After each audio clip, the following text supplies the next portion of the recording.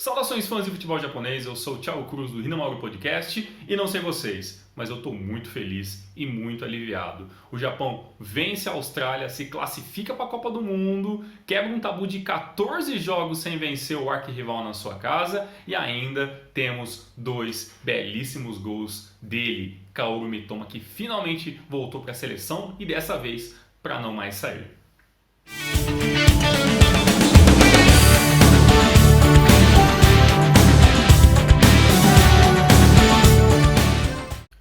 Na manhã de hoje, a seleção japonesa carimbou a sua passagem para o Qatar 2022. É claro que Japão e Austrália nunca é um jogo fácil, principalmente quando a gente joga fora de casa. Mas essa vitória foi muito importante para, primeiro, quebrar esse tabu de 14 jogos que o Japão não vence, a Austrália jogando dentro de casa. É um tabu um pouco questionável, porque mesmo que a gente não tenha ganhado em casa, na casa deles, a gente jogou em outros, jogando dentro do Japão ou em estádios neutros, o Japão ainda conseguiu algumas vitórias. Então,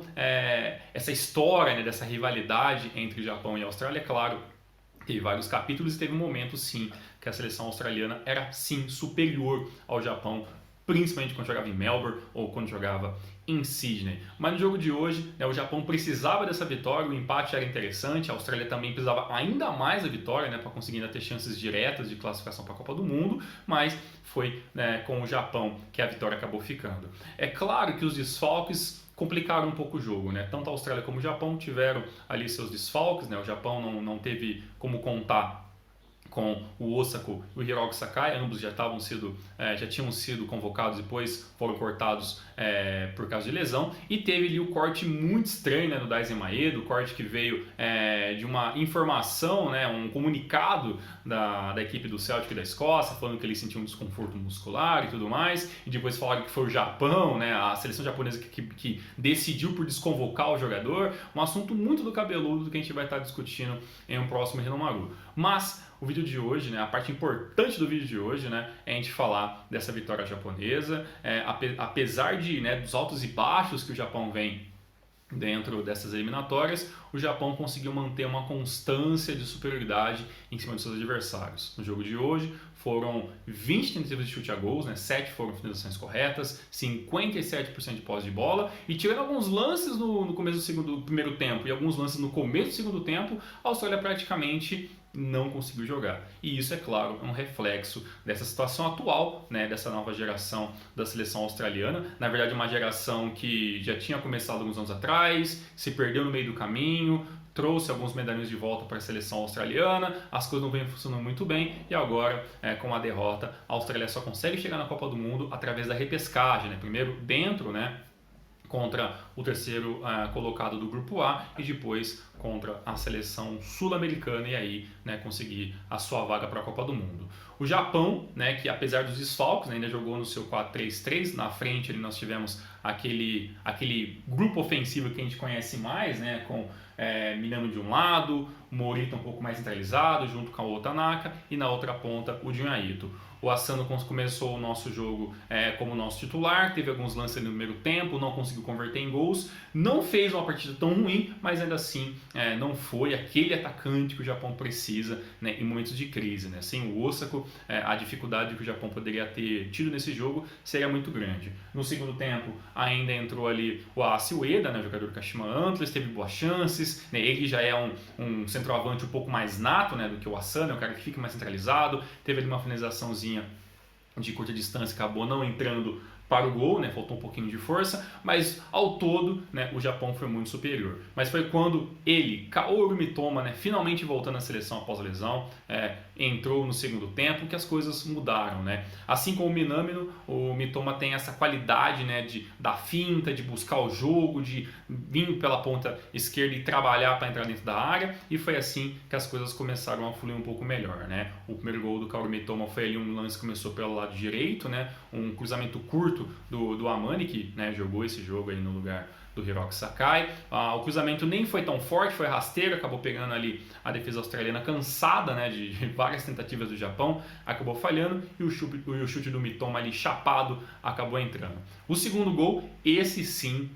um belíssimo gol que vai fazer o pessoal lá do Brighton, né, que é a equipe aonde o Mitoma pertence na Premier League, chamá-lo de volta finalmente para integrá-lo no elenco e fazer parte da Premier League, que foi um belíssimo lance, né? No meio de 3 defensores, o Mitoma foi rabiscando por eles e conseguiu a finalização. É claro que acabou ajudando um pouquinho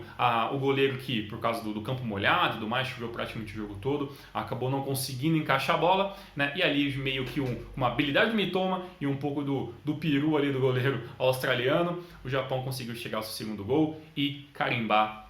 a sua vaga para a Copa do Mundo. Um resultado muito importante.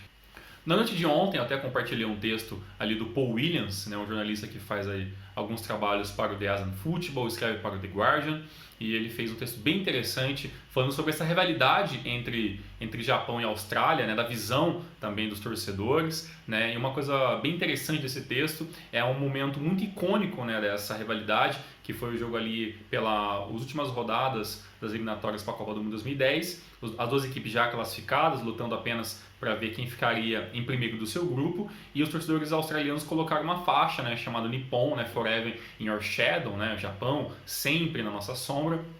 e toda a repercussão que teve para os torcedores japoneses, que não estão tão acostumados, principalmente nessa época, a essa rivalidade, né, a colocar ali palavras ali que poderiam ser uma série de provocações. É um texto bem interessante que eu recomendo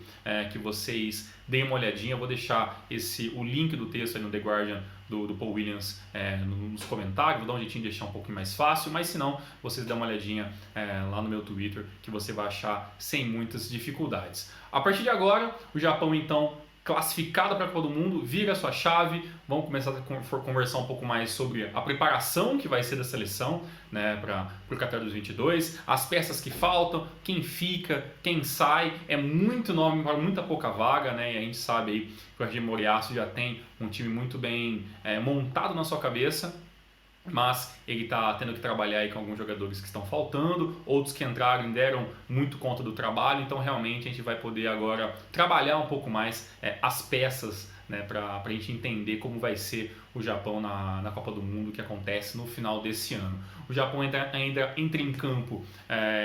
na próxima terça-feira, né, jogo contra a equipe do Vietnã, jogo praticamente protocolar, apenas para saber se o Japão fica ou não com a primeira classificação do seu grupo, né? Eu não sei ainda, estou gravando durante o jogo da Arábia Saudita, então não sei se a Arábia conseguiu vencer o seu jogo ou não, pode deixar nos comentários aí como que foi o resultado do jogo, né? E alguns dados interessantes, né? O Mitoma entra agora para uma lista seleta de jogadores que fizeram os gols e classificaram o Japão para as Copas do Mundo, né? Começando lá atrás com o Kano contra o Irã em 98, depois o gol do Oguro contra a seleção da Coreia do Norte para classificar o Japão para a Copa 2006, depois o gol do Okazaki, né, contra o Uzbequistão para classificar o Japão para a Copa 2010, depois o gol